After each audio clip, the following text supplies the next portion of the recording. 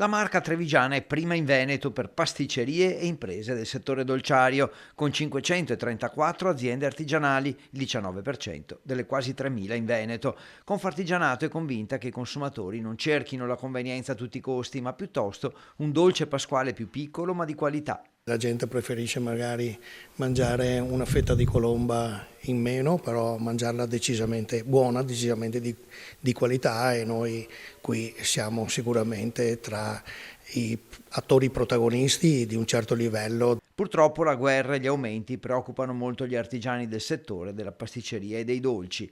Però non dimentichiamo le problematiche di tutti i giorni, le industrie dolciarie, il settore dolciario, scusatemi, soffre dell'aumento dei prezzi che soffrono tutti per quello che riguarda in genere le energie, in particolare nel settore dolciario ci sono dei rincari che ormai non sono più controllabili, che sono ad esempio il cacao e la cioccolata. Ogni scusa è buona per aumentare i prezzi e per fare speculazioni.